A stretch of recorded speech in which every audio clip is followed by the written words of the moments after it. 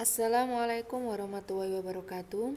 Pada video pembahasan kali ini, kita akan membahas tentang perilaku fungsi gelombang yang menggambarkan partikel kuantum.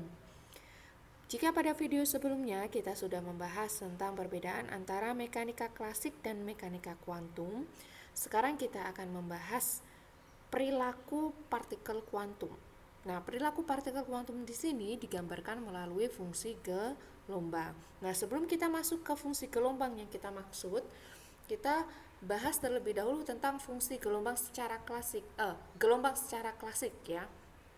Gelombang sudah kita pelajari di semester 3. Jadi, jika ada gelombang, bagaimana sih perilaku gelombang pada bidang batas? Nah, perilaku ini nanti kita tujukan ke fungsi gelombang juga ya. Jadi kalau kita melihat gelombang klasik, gelombang biasa pada bidang batas, misalkan di sini ada 3 medium ya, udara, kaca, udara. Jadi daerah 1 itu adalah udara, kemudian daerah 2 itu adalah kaca, dan daerah ketiga itu adalah udara. Bagaimana gelombang melewati 3 medium yang berbeda ini? Jadi yang pertama, ketika gelombang melewati udara, gelombang ketika melewati udara akan diteruskan ke daerah yang kedua. Tapi tentunya dengan amplitudo yang berbeda ya. Ya, jadi ketika ada gelombang yang datang, sebagian itu ada yang diteruskan ke kaca dan sebagian lagi ada yang dipantulkan. Jadi ketika gelombang melewati medium yang pertama atau udara, ada gelombang yang dipantulkan dan ada yang diteruskan. Yang diteruskan kan berarti ke sini. Jadi datang, diteruskan, kemudian ada yang dipantulkan. Ketika sampai di medium yang kedua, ya, kemudian melewati medium yang ketiga, itu ada yang diteruskan dan ada yang dipantulkan juga. Tentunya dengan amplitudo yang berbeda juga, gitu ya. Jadi di sini ketika sudah sampai di medium ketiga itu hanya ada gelombang yang diteruskan saja. Ya, jelas ya. Jadi pada medium yang pertama ketika ada gelombang datang, ada yang diteruskan dan ada yang dipantulkan. Kemudian di medium yang kedua itu juga sama, ada yang diteruskan dan ada yang dipantulkan. Kemudian di medium yang ketiga itu tinggal gelombang yang diteruskan saja. Tidak ada gelombang yang dipantulkan karena kan di depannya nggak ada apa-apa ya, jadi nggak bisa mantul. Kemudian ini misalkan gelombang air ya, ini lebih dalam, daerah 1 ini lebih dalam, kemudian daerah 2 itu lebih dangkal, kemudian daerah 3 itu dalam lagi gitu ya. Jadi ketika ada gelombang ini bersama ya, ada gelombang di daerah pertama itu ada yang diteruskan, ada yang dipantulkan. Kemudian di daerah yang kedua juga sama, ada yang diteruskan, ada yang dipantulkan juga. Tapi di daerah yang ketiga itu hanya ada yang diteruskan saja. Ini perilaku gelombang klasik ya, pada bidang batas. Nah, sekarang bagaimana dengan perilaku gelombang de Broglie di bidang batas? Jadi ini kan termasuk, kalau tadi itu kan gelombang klasik, ini gelombang de Broglie yang nanti akan menunjukkan tentang perilaku fungsi gelombang ya pada mekanika kuantum. Jadi gelombang de Broglie kan masih ingat ya, bahwa partikel itu bisa berperilaku seperti gelombang. Jadi di sini elektron ya. Jadi ini gambar 3 baterai ya. Ini baterai 1, 2, 3. Ini kan menunjukkan elektron yang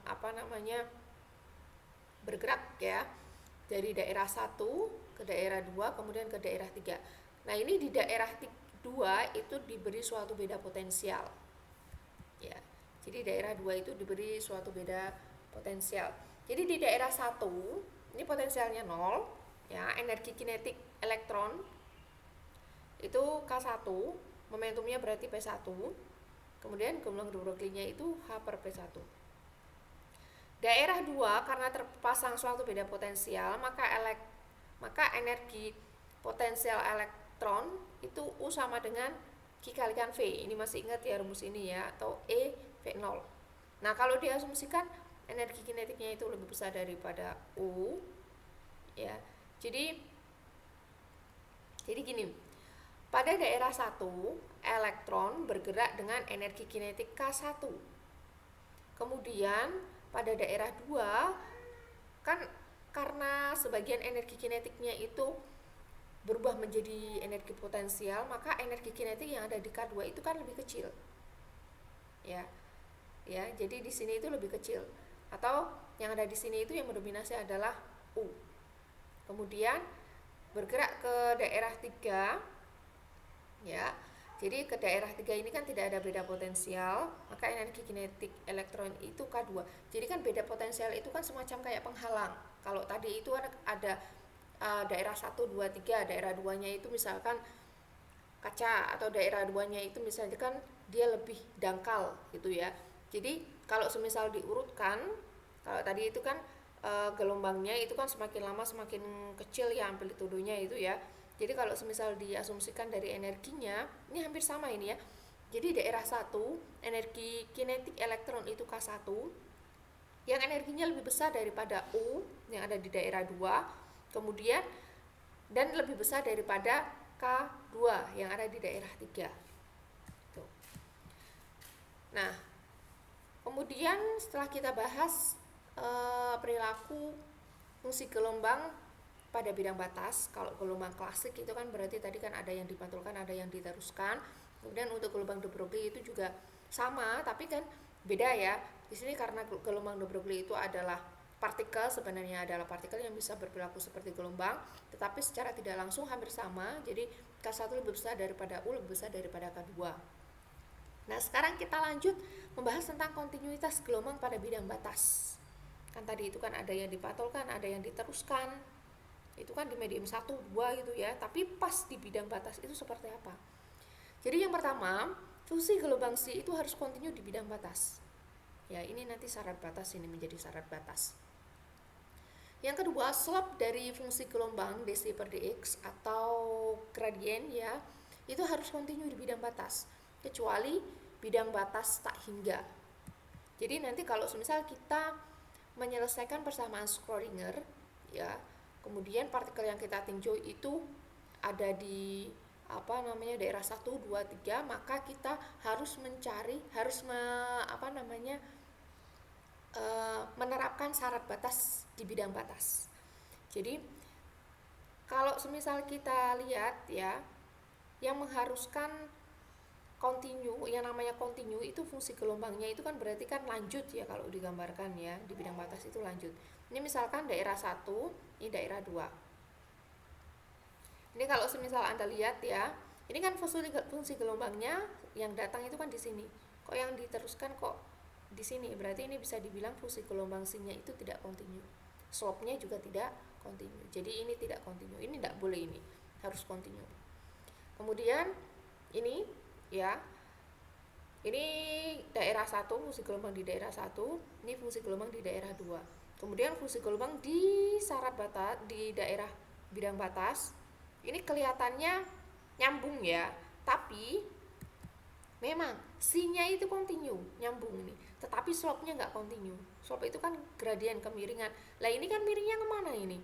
Yang di daerah 1 miringnya ke sini, yang daerah 2 miringnya ke sini. Jadi slope-nya nggak kontinu. Jadi harusnya kontinu. Ya. Kemudian ini, nah ini daerah 1, ini daerah 2. Ini kalau semisal kita lihat, ini kan nyambung ya, berarti ini kontinu, C-nya kontinu, dan gradiennya juga kontinu. Jadi daerah 1 dan daerah 2 gradiennya kan sama nih, begini. Jadi ini kontinu. Nah ini, kemudian yang daerah 2, ini kalau semisal digambarkan, fungsi gelombang seperti ini, fungsi gelombang sinus kosinus ya. Kemudian untuk yang D ini, kalau kita lihat, ini daerah 1, ini daerah 2, ya. Daerah 1, daerah 2, kemudian di bidang batas ini kita bisa lihat bahwa C-nya ini dia lanjut. Berarti C-nya itu kontinu. Dan slope-nya, fungsi kemiringannya kalau kita tarik, ini juga kontinu. Nah, ini kalau semisal digambarkan, ini mewakili fungsi sinus kosinus, kalau yang ini mungkin eksponensial itu ya. Jadi nanti kalau kita menyelesaikan, ingin mencari solusi bersama Schrödinger, nanti harus menerapkan secara kontinuitas ya pada bidang batas. Nah, kontinuitas itu yang seperti apa? Yang namanya kontinu itu ya apabila sinnya itu fungsi sinnya itu kontinu di bidang batas dan slope-nya itu juga kontinu. Kecuali ya, slope-nya itu harus kontinu kecuali kalau bidang batasnya itu tak hingga. Nah, itu mungkin itu sampai situ. Nanti kita lanjut ke video persamaan Schrödinger.